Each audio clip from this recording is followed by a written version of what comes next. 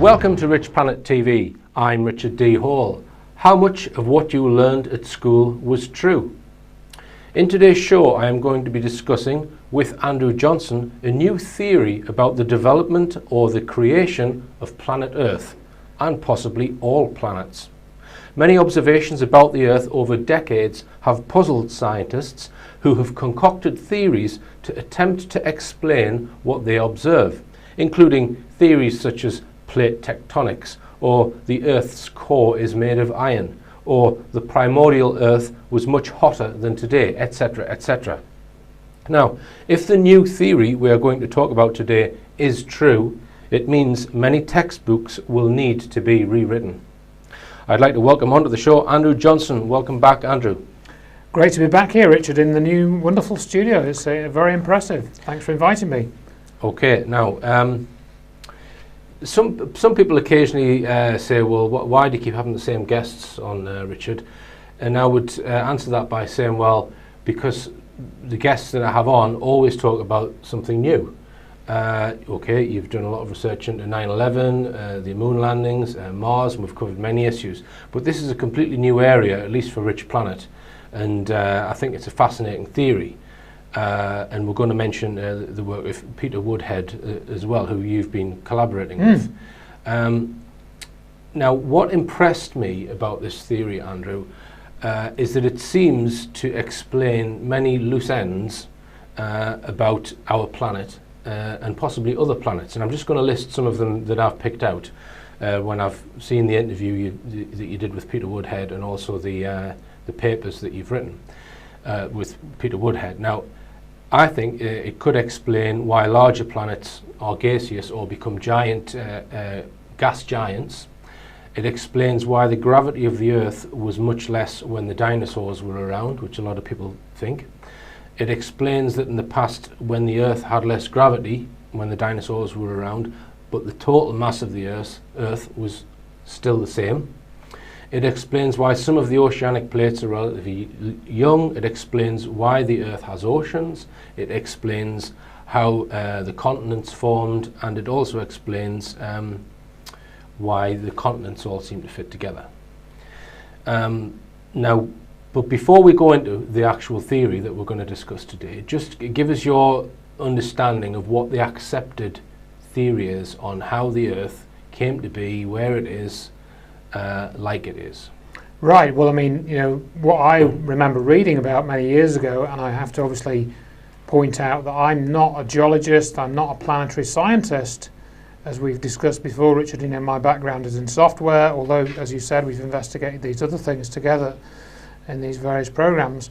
So, you know, if I get some things wrong, then please forgive me. You know, I wish I knew everything about these topics, but I don't. But my understanding of, for example, how the Earth was formed is that there was a large accretion of mass from which the sun and the planets either formed or were forming, and that was initially largely, you know, hot mass, and then at some point the Earth formed into a distinct body which was still very hot, and you know, you had periods of hot material, a globe of hot material essentially, and during a period around that time there was what they called bombardment, where you had these lots of debris flying around, you know, which was making up the other planets, the moons and so forth, and that was repeatedly coming by and crashing into the Earth, and a very kind of hellish environment, and we ended up with what allegedly we have now, which is a fairly cool crust, outer crust, and then we have, you know, a breathable atmosphere. And then if you go further down, you know, if you were to drill down through the Earth, you'd go through the sort of layers of rock and so forth, and then as you went down, it'd get hotter and hotter and hotter. And then my understanding is that they say we have a molten core of iron. The core of the Earth is molten iron, because the story is that the iron is heavier than a lot of the other elements, and it's ended up basically at the core of the planet, and it's essentially liquid. And my understanding is that the reason, one of the reasons why they say that this is the correct model, is because that gives the Earth its magnetic field. So in other words, this molten core is in whole or in part responsible for producing the Earth's magnetic field. Right. In this diagram that you referred to there, that we see in many, many textbooks, you think is possibly completely incorrect. Potentially it is, potentially. Yes. Yeah. Now, let's briefly talk about Peter Woodhead, because really he contacted you with this theory, and his theory was built upon two other researchers. Yes. They are James Maxwell, is it? Yes, correct. And Neil Adams. Now, essentially, yes. right. But Peter had actually, well, his theory is different in one very fundamental respect to their theories. We'll go through that. We'll explain their theories in a moment. But one thing that, because I've met Peter as well, Yorkshireman, and I think he's from Yorkshire. I don't know. It's Lancashire. Lancashire. So, yeah. I'm going to get wrong for that. Yeah. It's on the Yorkshire border somewhere. Yeah, it's close to Yorkshire. Yeah. Not quite near my old stomping grounds, actually. Yeah. Right. Now, Peter said that he'd watched one of my shows where I interviewed Keith Hunter. Yes. Now and you can watch those interviews. They're programs number 62 and 63 on Rich Planet. But just briefly, one of the things that Peter was interested in, that Keith Hunter was talking about, were imperial measures, the system of imperial measurements. So we've got the inch, the foot, the fathom, which is 6 feet, and then the mile. And what Keith Hunter suggests is that those measures go back eons. No one really knows at what point they were invented, but when they were devised to fit harmoniously in with the dimensions of the planet, i.e. the equator. And what Keith Hunter asserts in his book is that if you split the Earth up into 360 degrees around its circumference, and then each degree into 60 minutes, you get a minute of an arc around the circumference. And each of those minutes used to be perfectly 6,000 feet, or 1,000 fathoms. So the entire circumference of the Earth would have been 21,600,000 fathoms, right?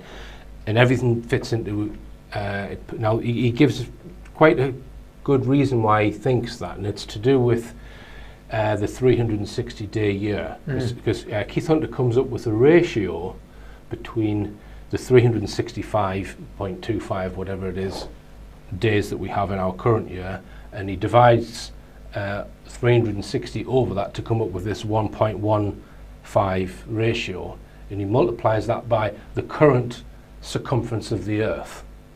And he comes up with a new circumference of the Earth where, strangely, the circumference is exactly, or 1 minute of arc fits exactly into 6,000 feet. So what Keith Hunter would say is that at some point the Earth's circumference was 1.15 times less in distance. It was smaller physically, and that's possibly around the time when the imperial measure system was introduced, which could have been millions of years ago, for all we know. Possibly.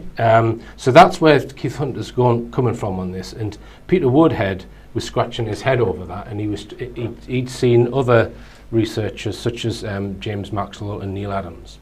Now, can you start, Andrew, by telling us what James Maxwell and Neil Adams are famous for in their research first, and then we'll point out what Peter Woodhead's modification is on that. Yeah, so Neil Adams and James Maxwell, they have looked at this idea totally independent of Keith Hunter, that the Earth was a different size in historical times, and it was actually smaller. And they've come at it in slightly different ways, and I know from correspondence, certainly with both of them, that Dr. Maxwell, he is a geologist, PhD geologist, so he's thoroughly scientific. And Neil Adams is an artist. He's actually a comic artist, and still, to my knowledge, he does a lot of work in that area. And I actually did an interview with Neil Adams quite recently, actually. because as a result of developing this theory with Peter, Neil Adams, we'd agreed, I got in touch with him and he wanted to do an interview to basically try and explain why we must be wrong. But they came at it separately. Dr. Maxlow had done a lot of geological research. In fact, he did his PhD on this idea that the Earth was historically a different size, different circumference from what it is now, and he'd done a lot of models on this, and he'd looked at various geological records. And Neil Adams had actually made some CGI animations which illustrate this very well. And these have been on YouTube for I think almost 10 years now. We can put a link up on the screen to these right. Two researchers' research. Yeah, absolutely. Right. And you look at these animations that Neil Adams has produced, and they've got a lot of hits. I think quite a few people have become aware of them in the last 8, 9, 10 years, and they are very well made. He produced at the time in his own studio. He had a digital animation studio which he'd set up himself for his own productions, and then he'd utilised that to produce some of these animations. And this visualises what we're going to come on to very powerfully, I would say. And then what I should say is there is a history to this which ties in to a large extent with the standard model that we're going to also talk about, which is plate tectonics, which you'd mentioned. And I studied that. Well, I was shown that in geography at school. I did about plate tectonics. We'll explain what that is as well. Right. All right. Well, we'll go for our first break now, and we're going to expand more on this shortly.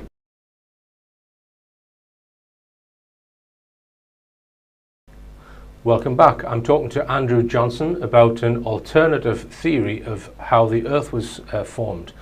Now then, let's just go back and look at what the science books say. Tell us about continental drift and how that was considered in the early 20th century. And this, I think, goes back even to the 19th century. Somebody had observed, that the continent of South America seemed to kind of like be a bit of a jigsaw puzzle that fits with, the African continent. And so then somebody came up with this idea, well, maybe these continents have actually been moving over time, and people said, no, that's ridiculous, because the Earth has always been here, God created it, it's always been like this, it's never changed, so that can't be right. And then there was a chap called, I think his name was Alfred Wegener, in about it was the early 1900s, I think it was 1912 or 1918. He proposed this idea of what was called continental displacement, and which then was renamed because people didn't like this idea of these land masses sort of moving around. Now, that doesn't happen. And they called it continental drift as a way of kind of ridiculing it, or partly ridiculing it, because displacement is a more scientific word, and drift is kind of like, oh, you're just drifting around, don't know what you're talking about, And so there was a bit of language issues used there, and we're all very familiar with how that works, aren't we? But then it was actually, they started to measure this, that the continents were actually moving apart, and you've heard the statistic that, England and America are getting 1 centimetre, or whatever it is, further apart every year. And that was then measured, I think, in the sort of mid 20th century, more or less. And then they thought, oh yeah, the continents really are moving apart, so that's when it's called continental drift. And then they came up with this idea that what's actually happening is we've got this kind of semi-solid inner Earth, or surface layers, and then floating around on the top of that we've got these more solid layers, and that we've got these plates. In other words, the Earth's crust is made up of these plates, and these are floating around, sort of on a kind of the liquid mantle, which is where all the lava and stuff comes from. That's underneath. It comes through the mantle. And that's sort of slightly lower down. And so all these continents are moving around, and that's where we get this idea both of continental drift, as it's called, and plate tectonics. And then I suppose the next development of that was where they looked at the mid-Atlantic Ocean, and they found that on the seabed of the mid-Atlantic Ocean, they'd found these ridges, these hardened ridges of essentially lava that had solidified over hundreds of thousands of years, and basically there was this spreading, the ocean floor spreading. It was spreading from this central fault line, which was volcanically active, and they've sent submarines down there and filmed all the volcanic vents, and there's various things going on down there. And then they were also able at that time to measure the age of this ocean floor spreading and measure how quickly it was happening, because what they observed in this rock, there were ferrous materials which had become magnetized due to the Earth's magnetic field, and they noticed that this magnetic field had flipped. I forget the exact figure, but every so many tens of thousands of years, or hundreds of thousands of years, and so they're able to age how old these parts of the seabed were. So this is one of the key studies that was started in the 1950s, and they did various surveys around the world and looked at the ocean floor, and they measured the age based on these magnetic field reversals. And the very peculiar thing that came out was the oldest ocean floor that they could find was dated to around about 180 million years. So even if you go right to the coast of America, the east coast of America, or the western coastal parts of Europe and Africa, the oldest ocean floor is only 180 million years, whereas the age of the Earth is estimated to be about 4 billion years old, according to all the geology textbooks. So that presents you with a bit of a problem, because the ocean floor is much newer, by hundreds of millions of years, than the rest of the geology on the planet. So then they sort of said, well, if these ocean floor is spreading, and we've got the continents moving apart, then what must be happening somewhere else that we can't see is that the continental plates must be going under another of the ocean plates elsewhere on the planet, because then the ocean floor stays the same size and the Earth stays the same size, and what we're getting is subduction. And so the continental plate is being forced under either another continental plate or under an oceanic plate. So this is a generally accepted geological phenomenon called subduction. Subduction, correct. Right. That's one of the key things. Which really is a theory. It is essentially a theory. Now, they'll claim that there's certain evidence for this in the Far East, and they say that there's subduction going on in some of the areas there, and they can prove that this is where the continental plate is being destroyed, because it's being subducted under another plate, right, and it's going back down into the lower areas of the Earth. So let me interject there. So they're trying to explain the phenomenon without having to say that the Earth is expanding. Yeah, essentially. Right. Now let's just look at a few other areas that have geologists, or I don't know what you'd call them, paleontologists, scratching their heads, and that is finding things that should belong at the bottom of the ocean on the top of mountains, such as fossils, and also the physiology of dinosaurs. Yes. Just tell us about that. I mean, everyone knows, everyone's taught at school, probably in primary school, that dinosaurs were huge creatures. There seems to be good evidence for this, because we have skeletons, and they've reassembled these, and they're in the Natural History Museum, and they're huge. The Brontosaurus, you think, wow, these things are amazing, and you're fascinated as a child by these things. But then, when you start to look at this, you think, well, hang on, if this was at least a bit like some of the creatures we have now, then how did it live? Because, for example, if you calculate the required pressure to pump the blood from the animal's heart up to its head, the heart would have need to have been so big, it wouldn't have had anything room for anything else in its body almost, because the pressure that you'd need. But even, I think, more simple to calculate is things like weight ratios.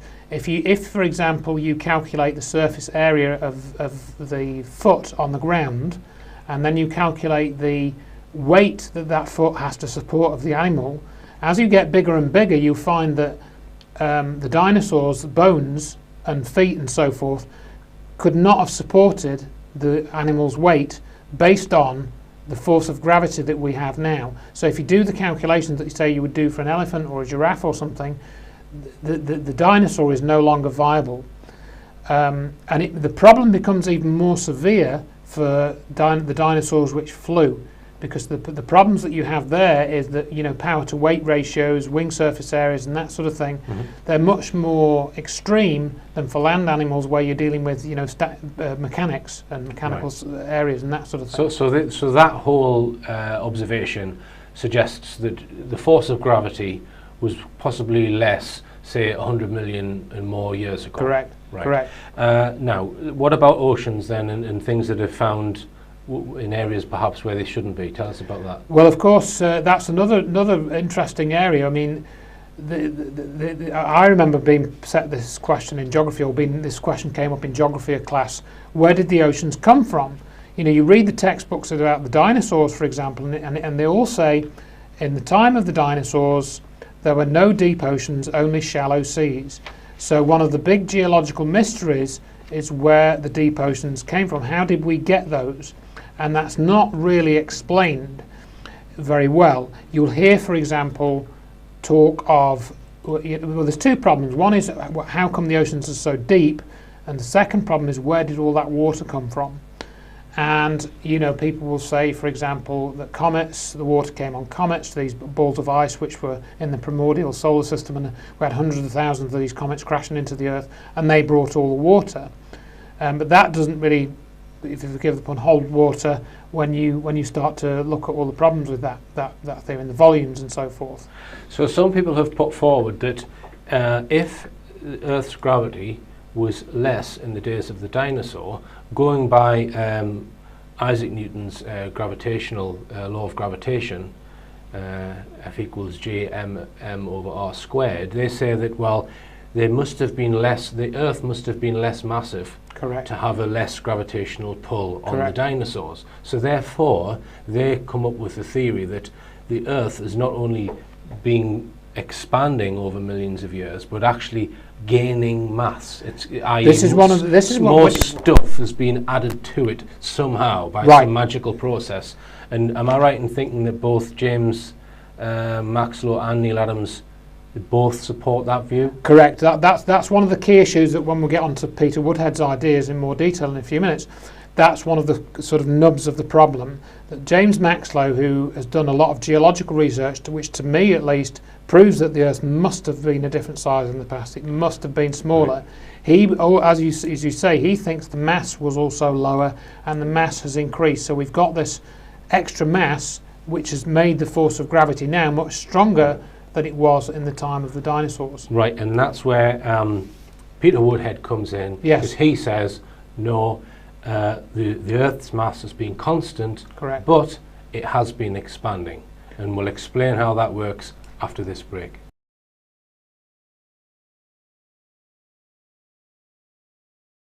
Welcome back. I'm talking to Andrew Johnson about the creation of the Earth and the new theory which suggests that the Earth has expanded from a much smaller sphere but has not gained any mass. Now, this is Peter Woodhead's idea, and yes, you met Peter Woodhead, what, about a year ago or something like that? Or yeah, it's a bit longer than that, but yeah, so essentially. just tell us what conversations you've had with him in developing his theory. Well, you know, this was the thing. I'd agreed with Neil Adams and Peter and James Maxwell that the Earth must have been a different size in the past. It must have increased in circumference, in radius, and so forth. And Peter wrote to me. I think he'd seen me on Rich Planet actually, and we talked about Keith Hunter, and Peter had watched that program, and that set him thinking. And then he says, "Oh, Andrew, I've got the explanation for how the Earth has expanded." And I thought, "Oh, that sounds interesting." And eventually I was able to meet up with Peter, and he sent me some of the calculations he'd been doing, because he has made some calculations, which we may talk a little bit about, although they're not essential to describing this theory. And it is a theory, but I think there is sufficient evidence to back it up that I think it is probably correct. He'd seen some research about looking out into the distant sort of distant parts of our galaxy, or the stars in our galaxy, and astronomers in Atacama, they call them the Atacama astronomers, a team in Atacama, they'd observed what they called a snow line around a star. So they had a star in the centre of this solar system, and around this they'd observed a sort of ring of frozen water. And I think this idea was mentioned in this article about this snow line around this star, that the planets were forming there. So Peter thought, well, hang on a minute then. Maybe that means that when the Earth formed, it wasn't all this hot bubbling, mass, from that was spat out of the sun or whatever, or spun off from the sun, or accreted from various rocks that were floating around, crashing into each other. Actually, what was there was primarily ice, and it was formed from a lot of ice. And then around the ice, you had the rocky layers, the heavier elements, the metallic elements, and so forth. Obviously, everything we've got now. And so that formed into a globe, and it was a smaller globe than it is now. And but essentially, it wasn't this primordial fireball. It wasn't like that. It was much cooler than that, and maybe not. A lot of it wasn't that much hotter than room temperature. And what Peter has argued was that actually the core of this ball of the Earth was actually ice, and it actually was, physically a solid block of ice. And so you had the ice in the core of the Earth. So we started off with an ice core, and then around that you had this rock and these heavier elements, including radioactive elements, for example. Everyone knows that radioactive elements are a source of heat. And so you get in that radioactive heating, and Peter's cited some articles which show that a large percentage of the heat in the Earth's crust comes from radioactive isotopes. So there was that. So what you've got is radioactive isotopes around the ice core, gradually heating up the core. And there's a limited place this heat can go. It goes into the core. And what James Maxwell observed is that for up until about 300 million years ago, there was no Earth expansion. That from the geology that he'd done and looked at, James Maxwell said there was no Earth expansion until about 300 million years ago. And then all of a sudden, boom, it starts expanding. And it expands exponentially as well. So what Peter argues in his article is that the ice core, over billions of years, in fact, 3,700,000,000 years approximately, the ice core had gradually melted, turned to water, and then the heating continued, and then 300 million years ago, the water in the core started to boil. So that boiling water then started to create pressure, and then that began to make the outer layers expand, and that's why the expansion only started about 300 million years ago, and it's still going on today. Now, this is all spinning as well. Yes. And you cite a NASA experiment which has clearly been done in zero gravity of a sphere of water, a solid chunk of water in a sphere, as it would be. We'll show this video, yes. In zero gravity, which is spinning.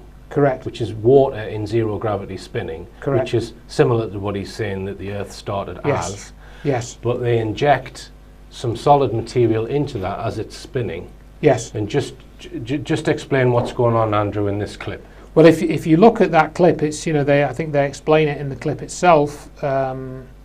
You'll see that the heavy materials actually go to the outside, and if you take this droplet of water, maybe it's just like a teaspoonful of water, and you can add to it because you're in zero gravity. You can make this sort of globule of water bigger, and it does form a perfect sphere.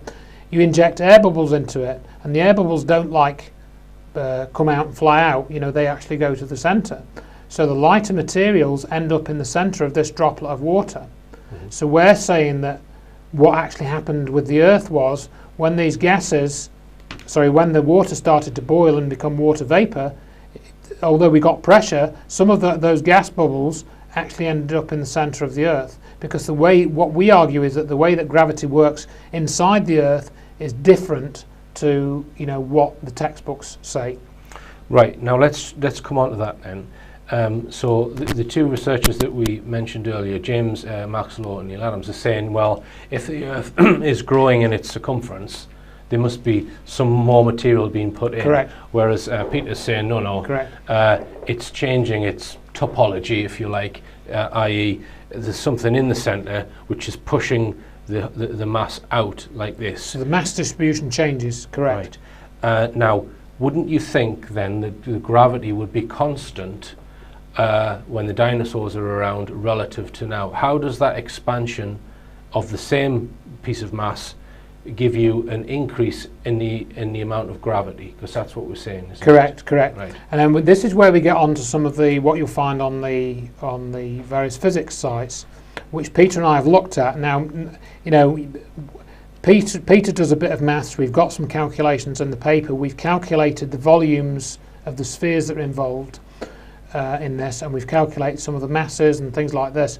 But we haven't, for example, you know, the physicists will argue that this idea is just nonsense because all the Earth's mass acts as if it's, you know, concentrated in the centre. End of, you know, this idea that gravity is different in the centre of the Earth or whatever, and you could have gases there. They say that's totally ridiculous because the gravitational force of the outer layers, you know, prevents that from happening. And then we get onto this thing called the shell theorem, which is Newton's shell theorem, which argues and, you know, they would say proves that this idea of what we are suggesting must be wrong, because when you do the calculus, when you do the integration of all the sum of the effects of these little slices or rings of mass, you know, it comes out that they negate each other, and you end up with what is the accepted form of the force of gravity. In other words, when you do a force of gravity calculation on a satellite or somebody at the surface, you use the radius of the Earth as the r in the f gm1 m2 over d squared. You use the radius of the Earth. What we're arguing is that that's not the correct way to do the calculation.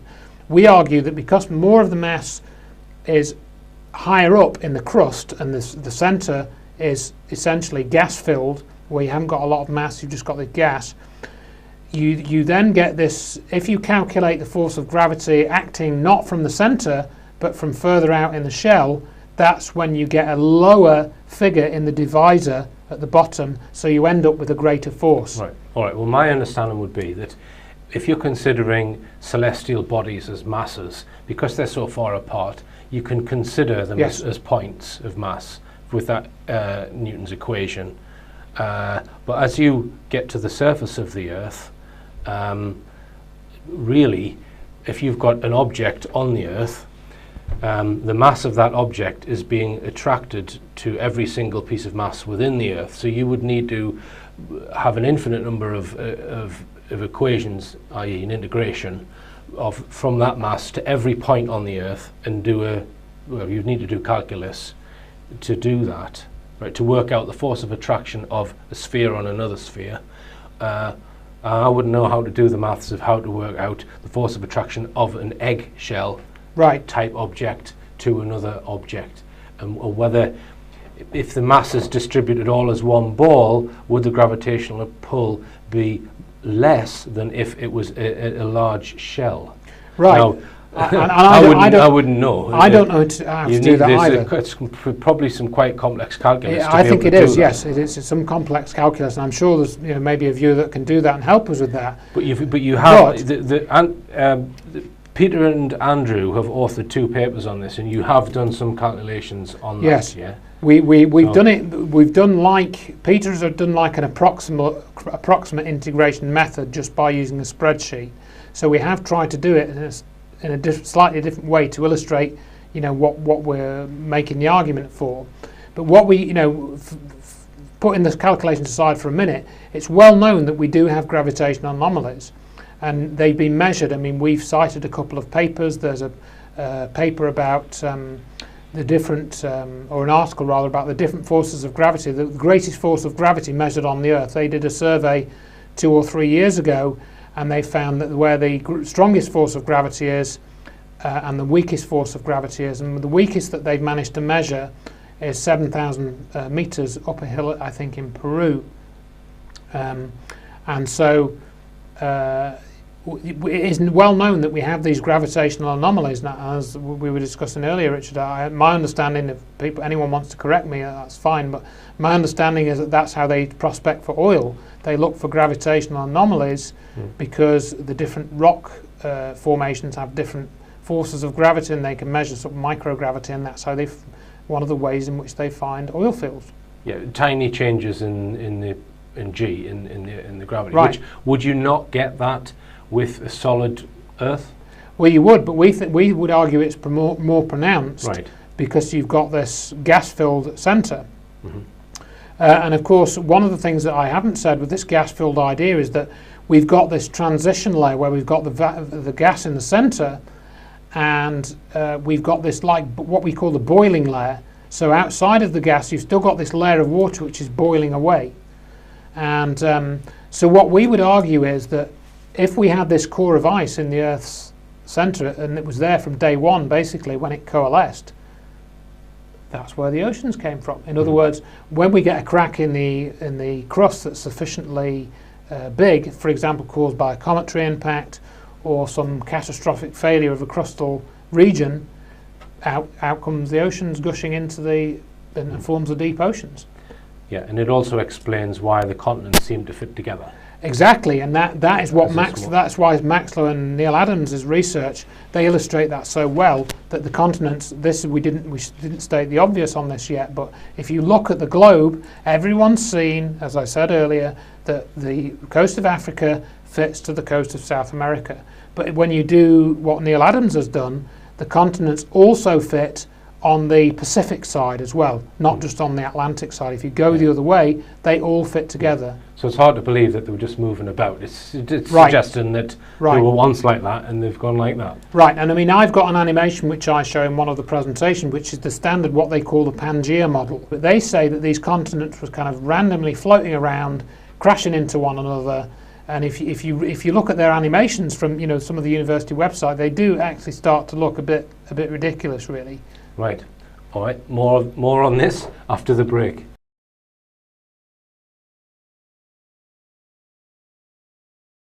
Welcome back. I'm talking to Andrew Johnson about the evolution of planet Earth and how it may have formed, and the work of Peter Woodhead, who has come up with quite an interesting theory which seems to tie everything together.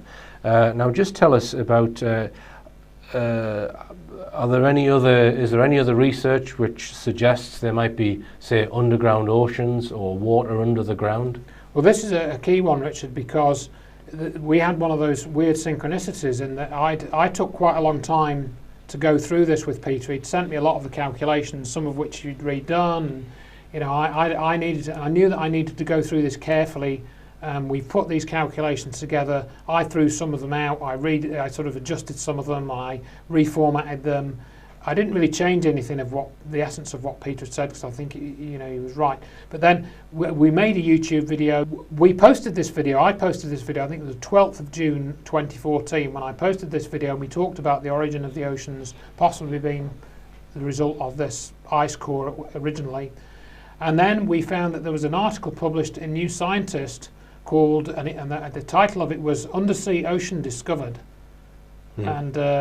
And they put this depth of and Peter had calculated where he thought this boiling layer was, and I think the depth was around about 400 kilometres. And guess what? The New Scientist article said this undersea ocean was discovered at a depth of 400 kilometres. Right. And why they'd come out with this is they'd come out with this research because of a mineral called a mineral or a rock called ringwoodite. And ringwoodite is like a type of rock that I think is about 1 or 2% water. It's actually got water in its structure. Yes. And if you calculate the thickness of this layer which they'd given, and then you calculate the total volume of that layer based on the current circumference of the Earth, and then you multiply that by 1.2%, the volume of water that you come out with is still greater than the volume of all the oceans currently on the Earth.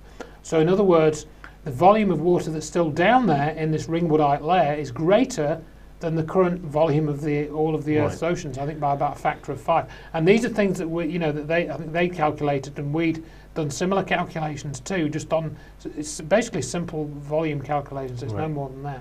So you think that's acting as some sort of buffer? Well, essentially what Peter had said when we originally did this idea that the Earth was a frozen core, and then outside of that you'd have this boiling layer. So outside of, and when that had all gone, you'd essentially have this layer of what we called slush. He called it slush because it wasn't water and it wasn't ice, it was something in between.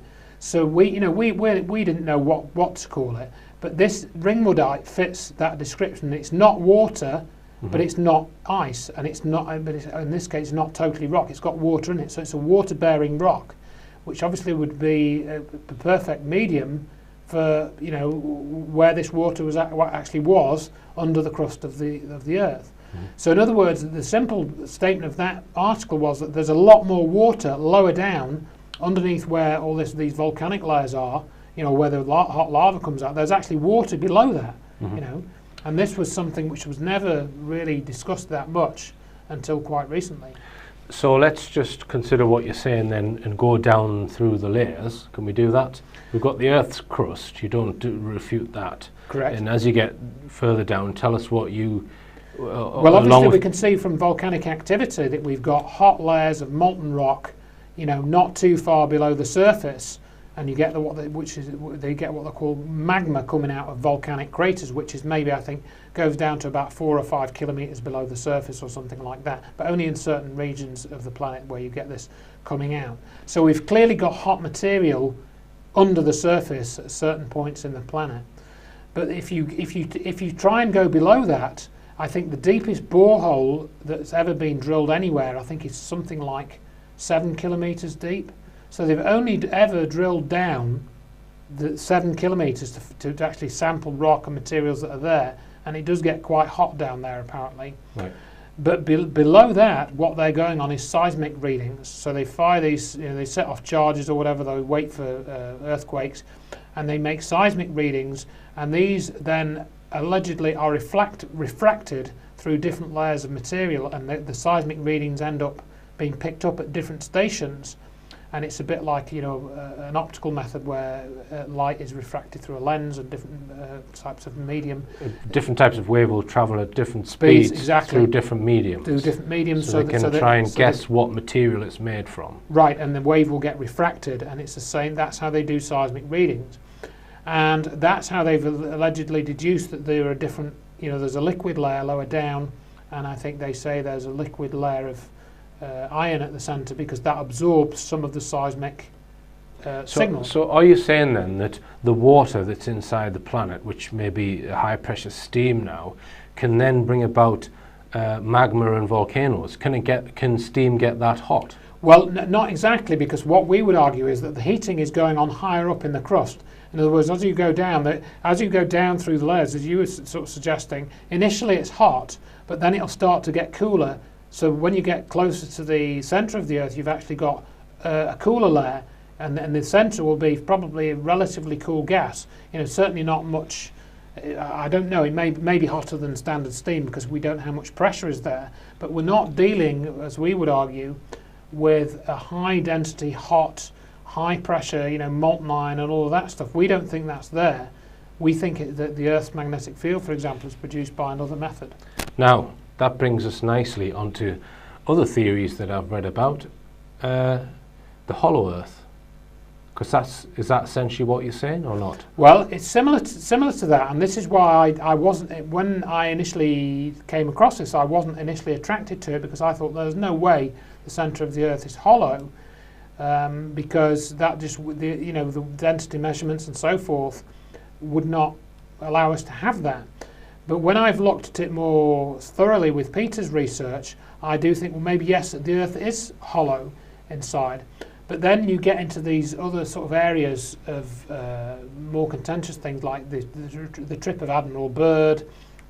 Did he go into the hollow Earth? And Olaf Janssen's story. And I covered all of that in another presentation, and we're not going to cover that here, because frankly there isn't time. But my summary of that is, I don't think that we've got this situation where people inhabit the inner Earth. There aren't these races there, I don't think. Certainly not at the depths of thousands of kilometres. There may be various cave systems which are a few kilometres down, which have people living in them, for all I know. But this idea of having a whole race of extraterrestrials living inside of the Earth, and there's various passageways to that, I don't currently go with that idea. Right. But let's just say then, let me just draw for this, because I can't get my head around the maths, because it's a calculus.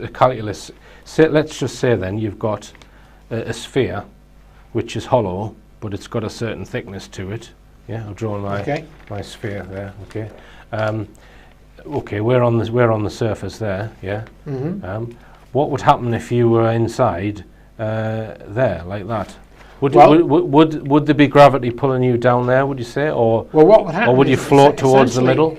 Yeah, you would essentially float towards the middle, much as you see in that NASA video, because right, yeah. So we'll go back to the bubble. Yeah. So something which is quite massive or got heavier than water, say. Yeah. It's gonna.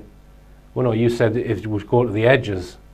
Would go to the edge. So in other words, but the gas, the bubbles would go to the centre. Yes. So it would depend on your mass whether you would go towards the outer or the inner. But it all gets very complicated because it's not something we can eat apart from the bubble experiment in the NASA space station. It's not something beyond that we can easily reproduce experimentally. This then gets us onto the whole idea of how gravity works. You know, we make certain assumptions about gravity, but it is true. You know, whatever we said in this program, nobody quite understands, at least in the white world, what produces the force of gravity. And this has been one of the major sort of quests in physics, as to explain where it comes from. Yeah, it's Newton's law of gravitation is an observation, not an explanation. Yes, and it makes predictions about what will happen when you throw an object or you project it at a certain speed away from another body of a certain mass and all of that. And it does appear to sort of be fairly accurate for that. But what we then got onto, and this comes onto it very recently, that was a chap had contacted us about what's called the electric universe theory, and he was arguing that the force of gravity is a result of, well, this is what the electric universe theory says. This is Wallace Thornhill and David Tolbert that have come up with most of this, mainly Wallace Thornhill actually, and he argues that the force of gravity is produced by dipoles, essentially in atoms. And if you look at a video he's done called The Long Road to Understanding Gravity, which was only posted in the summer of 2015, he goes through this idea that the Earth's gravity is produced by dipoles in the Earth's the mass that's makes up the Earth. And he actually puts a picture up where he thinks that as you go towards the centre of the Earth, the force of gravity changes, and you will actually get a kind of a negative force of gravity as you go into the Earth and you go in towards the centre. So in other words, without he's not spoken to us about this, but he actually agrees with the proposal that the Earth wouldn't be a solid mass at the centre, that the gravity would work differently. All right, Andrew. Well, mind-boggling stuff. And we're going to talk more about the impact of this theory on the universe and the wider solar system after the break. Whoops! Tonight's show was so mind-boggling that I lost count of how many parts we'd filmed. If you want to see the final part, you can watch it online at richplanet.net. See you next week.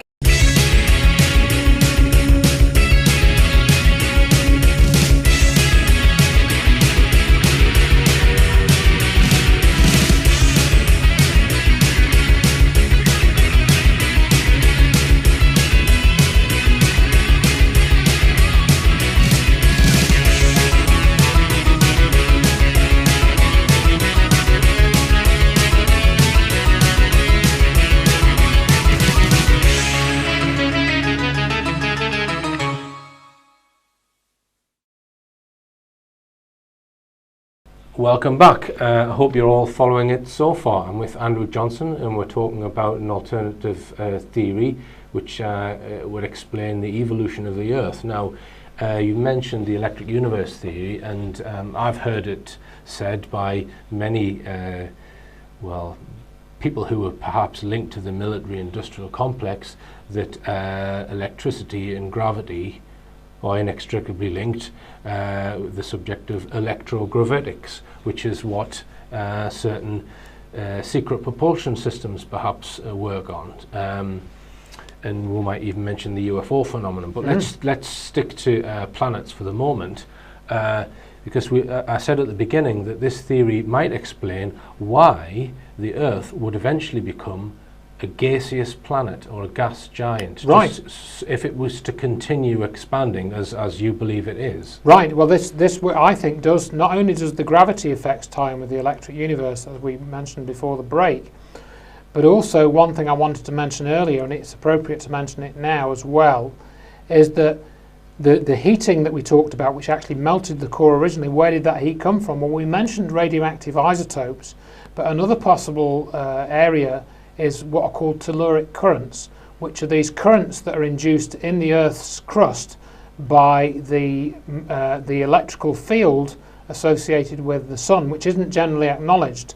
So if you consider that the sun has an electrical field as well as a magnetic field, or even if you just take that it's got a magnetic field, and one might argue that the Earth is moving around the sun, and indeed it is, and then as it's moving around the sun, it's moving in either an electric field or a magnetic field or both from the sun, and therefore you're getting these currents induced in the ferrous materials and metallic materials and the metallic ores in the Earth's crust. So that in of itself is going to create more heat. Right. Now that might be that we can never measure that heat because it's too deep down in the Earth's crust. It's something we'd never be able to measure directly. So if we then say that heat source is while the Earth is going around the sun, the Earth has always been heated internally, not just from the heat that falls on the surface from the normal infrared radiation and so forth, but we're getting this heating from electrical magnetic effects. So that is so the Earth is continually expanding. Well, I think if we're putting a cup of water in a microwave oven, it's an electromagnetic effect on water which turns it into steam. Exactly. Maybe not a good analogy, but maybe there's some analogy like that which we're not presently aware of, and it's only happening over long periods of time and in small amounts that we wouldn't normally be able to measure. So if you say the Earth is expanding, well, let's just say that Jupiter, for example, was formed. It's much bigger from a much bigger original mass, so there was maybe more ice there. And the way that heated up, it heated up much more quickly, expanded much more quickly, and thereby it's become a gas giant. And essentially what's happened is the water that's in the water that was originally in the core has now all come out of the core, and because of the original mass that was there, the gas has been still held by the gravity around the planet. So what was in the core is now a gas around the planet. Right.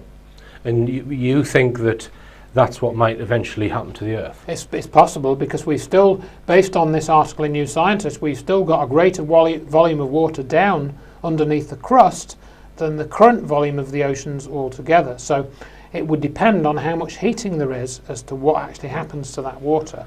And is there any evidence that any of the other planets in the solar system are expanding as you think the Earth Well, might be? we would argue that there is, because again, if you look at some of the, certainly not so much the planets, so we've talked about the gas giants just then of Jupiter and so forth, but if you look at some of the moons, maybe these are all undergoing the same process as well, and this is what we found quite recently. I think about 4 or 5 years ago, they announced that Europa, which is one of the moons of Jupiter, that was venting water vapor. It was coming out of the surface, and they photographed that. Ganymede, that was also found to be emitting water, venting water, I think in 2003. So was Mimas, which was a moon of Saturn. That was found to be venting water. We've also put in the more recent, second article, that the moon, they've now found recent volcanism on the moon, I think in the last, something like the last 100 million years, which appears that there are cracks in the crust of the moon, and hot material has come out from within. So the moon isn't quite as dormant as they would have you believe. And possibly hollow. And possibly hollow. We've had, for example, this phenomenon of transient lunar phenomena, which is something I learned about almost 30 years ago when I used to go to the astronomy club.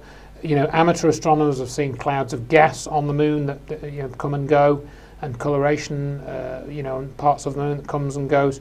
So is this another indication that there is this expansion in the moon still going on, and these indications that we see are a result, these clouds of gas and so forth, are a result of what's coming out of what's inside the moon and so forth.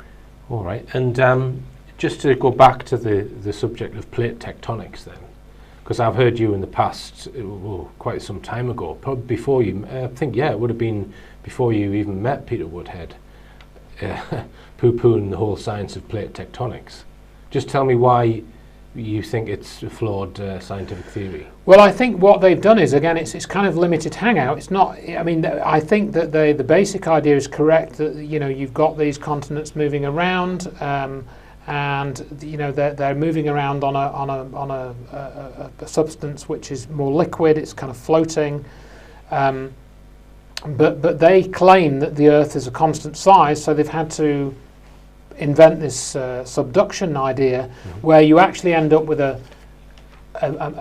something of greater density, or something of less density going under something of greater density. So the lighter material sinks into the heavier crust, which doesn't make sense, based on their own physics. Now, let me put this question to you then. If the Earth's gravity works different to the accepted model, well, not works different, but the Earth is different internally to the accepted model, which would mean that as you get further out from the Earth, if you work out the gravitational attraction between, let's say, a satellite and the Earth, it would have a different profile. Yes. From a shell shape compared to a solid sphere. Yes. So when they're launching satellites, for example, would they not notice that the gravitational pull that they've calculated is different when they're putting their satellite in orbit? Right. I mean, that's a very good question. I mean, because I don't put satellites in orbit myself, and I don't know anyone that does, I don't have somebody to ask that very sensible question to. I know someone who's tried. Yes, well, you featured him in the programme, and it did come to mind. I know he was sending stuff up there, but I don't know if he was trying to put stuff. I suppose ultimately that was his ultimate goal. Yeah. In orbit, wasn't he? Yeah. But from what I've seen, for example, there's a story on Richard Hoagland's website, Enterprise Mission, about the Explorer 1 probe, which, if my memory serves me correctly, went up in 1958, and that was only a year after Sputnik. So it's the early days of the White World space program, and that probe, when they were monitoring it, was 12 minutes late, finishing its first orbit, which indicated to me that it had gone up too high. It had gone up higher than it should have, based on their calculations. So that would mean that potentially the force of gravity that they were, assuming was working on that probe was stronger than it actually was, because it went too high. And then also, as Peter had mentioned to me in one of the interviews, and I checked this out, if you look at some of the early probes that were sent to the moon, quite a few of them crashed.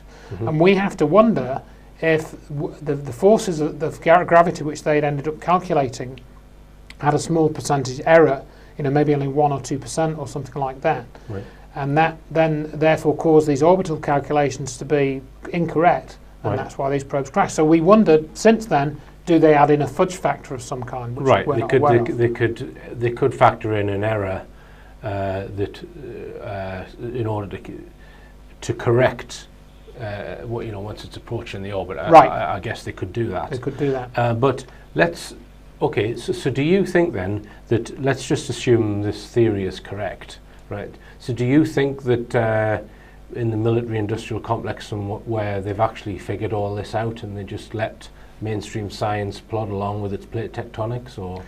Well, I think that this actual theory itself probably doesn't make a lot of difference to their agenda in of itself. I think where it would make a difference is to do with the electric universe stuff, and how it may reveal certain things about the interaction between, or relationship between, electricity and gravity. I think that's where they would be more concerned about it, in those areas, not so much in the formation of the Earth. I don't think that's a big deal for them. Right, I see, but which could link into both weaponry and propulsion. Yes, Do you want to touch on either of those, Andrew? Well, I know I've digressed a little bit there. Well, I mean, it's just in terms of, if we're looking at the way gravity works, and if there is this electrical relationship to electricity, then they're probably not going to want to talk about that. They're not going to want to talk about this, any type of relationship which might reveal how a new type of propulsion system might be engineered, or a different type of weapon system might be engineered, such as we've spoken about at some length, as it was on 9/11, that weapon system, which clearly operated on a completely different principle to ballistic weapons, and even these more recent developments with hot directed energy weapons, such as the laser systems that they've been using on some of the ships and tanks and so forth. Mm-hmm. If we can just finish on that argument then, Andrew, there's been a lot of rhetoric at the moment. Before I mention that, let's just give credit to Peter Woodhead, because I think he's done some sterling work there. He has, You know, really sort of boggled my mind when I saw that interview with you, and I thought it was very, very interesting. But just to come back to what I was saying, there's been a lot of rhetoric in the media about Russia and Putin, and they've got nuclear weapons, and we can't get rid of Trident. And when you look at what happened on 9/11, and you consider that all the evidence in Dr. Wood's book that suggests that they have weaponry which is completely different to nuclear weapons. So nuclear weapons ain't going to protect you folks against what was seen on 9/11. Right. And I mean, one thing I will say on that, and it's in my book, is that we got quite concerned in 2007, when I say we, myself and Dr. Wood, when we found that Stephen E. Jones, the physicist, and there's a chapter about this in my book, it's called The Touch of the Hidden Hand if people want to read about this, he was saying the same sorts of things as Michael Chertoff, who was then the head of Homeland Security, in that they were thinking that Al-Qaeda would smuggle nuclear devices into America and blow up a city. And what we thought was going to happen at that point, or we didn't think it was going to happen, but what we thought they could potentially do is, because, as we've seen on the internet, the effects of the weapon at the World Trade Center looked like a nuclear bomb's gone off. We thought, maybe they're going to try and, use the weapon again on some American city or somewhere else, and give these effects which look like a nuclear bomb has gone off, and then blame it on Al-Qaeda nuke. Right. And then they've now repeated that recently. They've been saying that ISIS could have access to nuclear weapons, or Russia's going to set off a nuclear weapon. So my concern was that they were going to nuke somewhere, but it wouldn't be a nuke. It'd be the weapon that was used to destroy the World Trade Center, used in a slightly different mode or in a slightly different way. And then they will blame it on Russia, Al-Qaeda, or whatever they needed to blame it on, when it was nothing to do with that. Right. All right, Andrew, and if you want to check out 9/11 and Andrew's other research, it's Andrew's website is checktheevidence.com, and Dr. Judy Wood's book is Where Did the Towers Go? But thanks for joining me today, Andrew. It's been a fascinating discussion. I hope you're all still awake. And remember, believe none of what you hear, including what you learn at school, and only half of what you see. I'm Richard D. Hall. Good night.